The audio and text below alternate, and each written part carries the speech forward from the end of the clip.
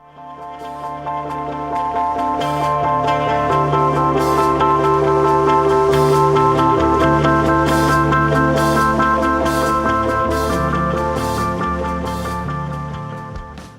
é uma ONG local lá da Praia da Almada, ela começou a trabalhar com grupos de estudo para desenvolver atividades de ecoturismo e estudo do meio. Daí esse projeto veio até nessa mão para aumentar essa proposta e também tentar um turismo fora da temporada de verão. Bom, vamos lá para os roteiros. O que a gente pensou? Não sou especialista nisso, então é só uma sugestão mesmo, é só para colocar aqui para ter ideias. Sugestão então seria na Praia da Almada com hospedagem de 2 dias. Os moradores lá eles normalmente têm uma segunda edificação que é mesmo para alugar na temporada e fora da temporada as casas ficam praticamente vazias. Então a ideia é trazer grupos para ficar hospedados nessas casas. Então uma sugestão para 2 dias a gente pensou a chegada na Praia da Almada o ideal seria por volta de umas 10 horas. Das 10 às 11 faria o receptivo, uma apresentação do bairro. Isso acontece na sede do Projeto AICAS, que é um espaço cultural caiçara. Daí às 11 horas, até meio-dia e meio mais ou menos, faria a trilha sub, almoçaria na própria comunidade.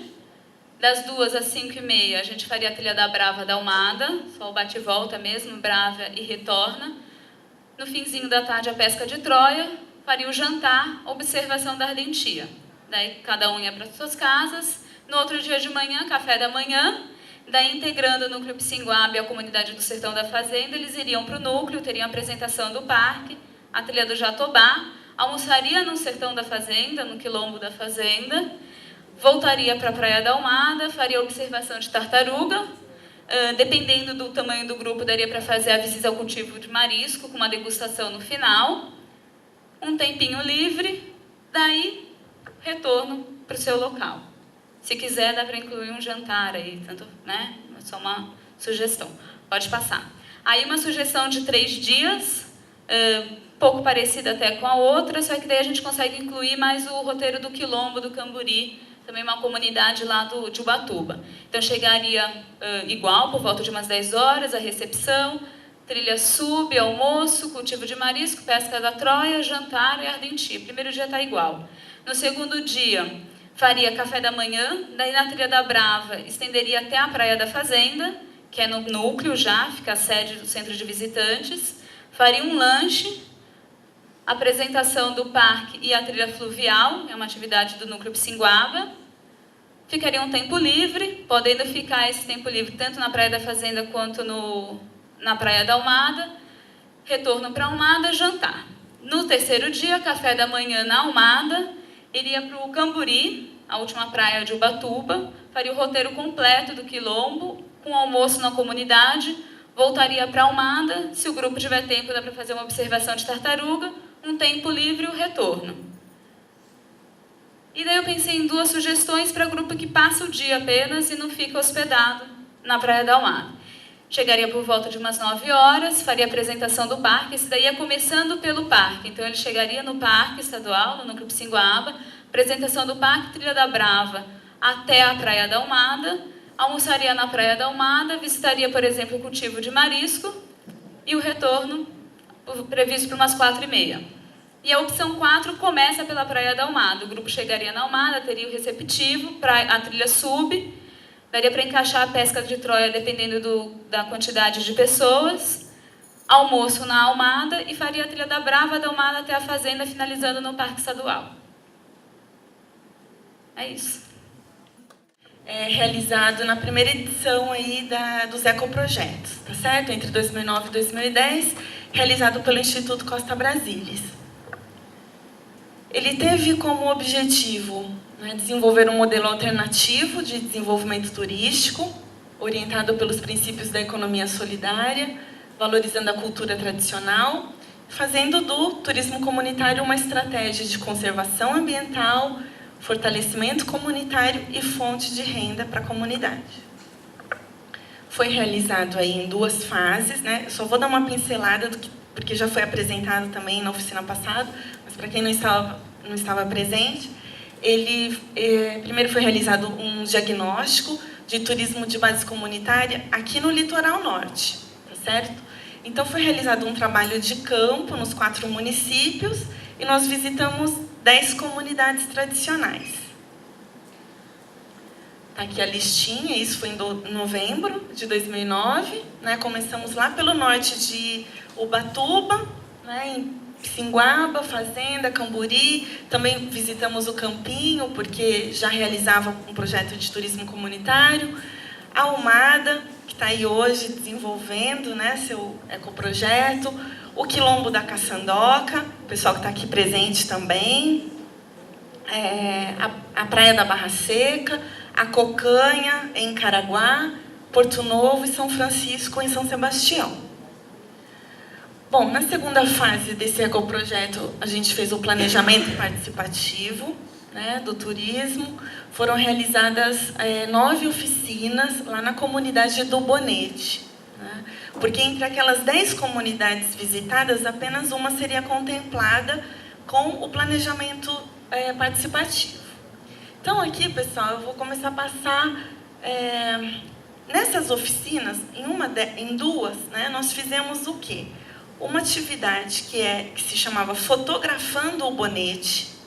Né, saímos com a comunidade, com o pessoal que estava participando das oficinas, para realmente fotografarmos e levantarmos os atrativos, né, o que seria bacana. Então, aí, algumas fotos, a praça, né, as canoas, o rio Nema, por onde se chega,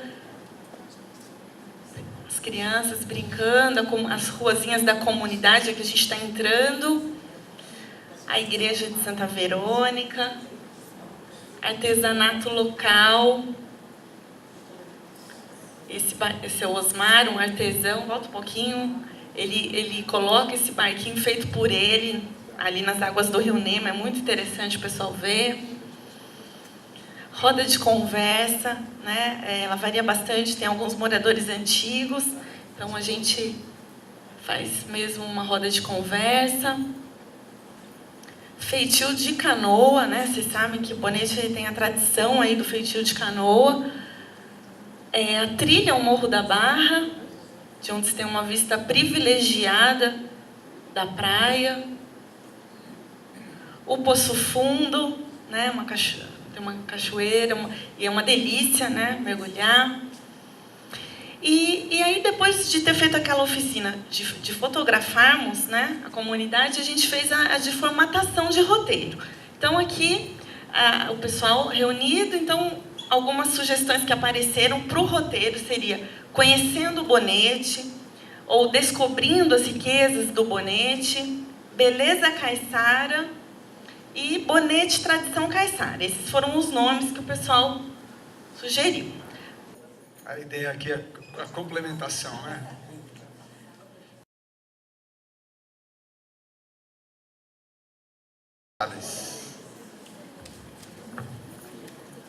Bom, depois dessas apresentações que a gente teve aí, o pessoal caprichou realmente. A gente do roteiro dos 700 Aves, a gente está muito preocupado em, primeiro, realmente marcar todas as trilhas, todos os locais ainda, fazer todo o levantamento certinho. Porque uma coisa é os 700 Aves no litoral norte e a outra coisa que está acontecendo na parte de cima do Planalto, no levantamento todo que a gente está fazendo. Então, primeiro ponto. O perfil do observador de aves que a gente está buscando, ou os perfis. O observador de aves já avançado, ele tem sempre uma carência de liberdade, de horário, de trilha, de caminho que ele vai fazer. Ele busca isso daí, ele não quer sair com um grupo, sabe, seguindo com um horário batidinho, tudo certinho, agora a gente faz isso, agora a gente faz aquilo. E ele está dependendo do imponderável, né? Se ele vai encontrar aquela espécie, se vai estar fácil de ver, quanto tempo ele vai demorar para ver. Então, fica difícil de você marcar saída a tal hora, chegada em tal ponto a tal hora, tal, porque esse é o observador. Para esse observador, nós estamos trabalhando numa plataforma Android, fazendo um programa que vai ser um tablet, que ele vai receber em cada porta de entrada do circuito dos 700 aves, vai andar com esse tablet pelo circuito todo e vai deixar esse tablet na porta de saída que ele usar do circuito. Então, ele, por exemplo, ele entrou em Mogi, em Mogi já tem os lugares para ele observar, já com indicação do que ele pode observar. Ele vai pegar a estrada Mogi-Salesópolis, vai seguir para Salesópolis, no meio do caminho tem a represa, que tem a oportunidade de um monte de avistamento, e o tablet vai dizer para ele, nesse ponto você tem um mirante da represa com possibilidade de ver tal espécie. Aí ele vai seguir viagem, vai ter uma entradinha, aqui tem um sítio que você pode visitar, conhecer isso, comprar produtos, fazer e tal. Você está chegando em Salesópolis, o lugar para você almoçar é tal, o endereço tal. Então você vai ter sempre essa indicação. Um caminho, chegou em Salesópolis, um caminho é descer pela Tamoios, que pode, em grupo maior pode acontecer, mas o observador normal também, ele vai querer descer pela Petrobras, que a Ana mais ou menos já detalhou o caminho, que é excepcional. Só para vocês terem uma ideia, a gente desceu um dia lá, nós demoramos 10 horas para chegar aqui em Caraguá. A estrada não é boa, mas é que a gente é demorado mesmo, entendeu? Então nós fomos parando em tudo quanto é lugar, isso descendo de carro, hein? Então, não tem... Chegando em Caraguá, ele vai ter indicação de um hotel, certo? Esse hotel que ele vai ficar, tem a indicação do passeio noturno no PESM, dia seguinte ele vai fazer também observação no Parque Estadual aqui em Caraguá.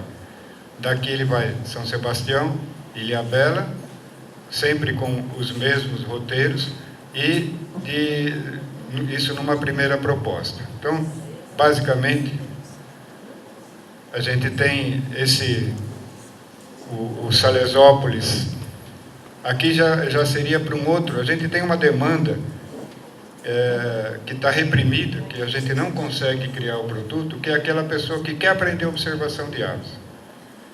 E ele não sabe como. Então, esse é um produto para aqueles que querem aprender observação de aves. Então, ele vai ter todo um acompanhamento, aqui no caso vai descer pela Tamoios, né? Então,